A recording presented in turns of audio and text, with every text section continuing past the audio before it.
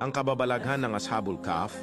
Noong unang panahon sa isang malayong kaharian, may 7 kabataang lalaki na tapat sa kanilang pananampalataya.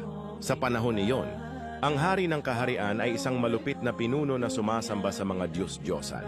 Ang sinumang tumangging sumunod sa kanyang pananampalataya ay pinarurusahan ng matindi. Ang 7 kabataang ito, na tinawag na Ashabul Kahf, ay naniniwala lamang sa isang tunay na Diyos. Dahil sa kanilang paninindigan, nagdesisyon silang tumakas mula sa lungsod upang hindi mapilitang lumabag sa kanilang pananampalataya. Kasama nila ang kanilang tapat na aso, si Kitmir. Naglakbay sila ng malayo hanggang marating ang isang yungib sa gilid ng isang bundok. Napagod sila sa kanilang paglalakbay at nagpasya munang magpahinga habang sila'y natutulog. Isang himala ang naganap, ipinadala ng Diyos ang isang malalim na antok na tumagal ng maraming siglo.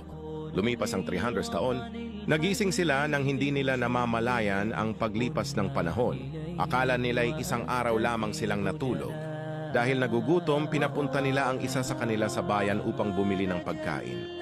Subalit nang ilabas niya ang kanilang lumang pilak na barya, nagulat ang tindero. Ang perang dala niya ay hindi na ginagamit at iba na rin ang anyo ng bayan. Sa kanyang pagtataka, tinanong niya ang mga tao tungkol sa hari. Doon niya nalaman na ang dating malupit na hari ay matagal nang wala at ang bagong henerasyon ay naniniwala na rin sa tunay na Diyos. Dahil sa kanilang kwento, nagtipon ang mga tao upang makita ang mga kakaibang nilalang na parang galing sa nakalipas na panahon. Nang bumalik ang kabataan sa yungib upang sabihin ang nangyari, isang liwanag ang bumalot sa kanila.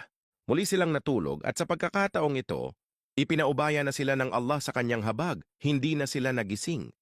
Hanggang ngayon, ang kwento ng Ashabul Kahf ay nananatiling isang misteryo at patunay ng kapangyarihan ng Diyos sa pag-iingat sa mga tapat sa Kanya.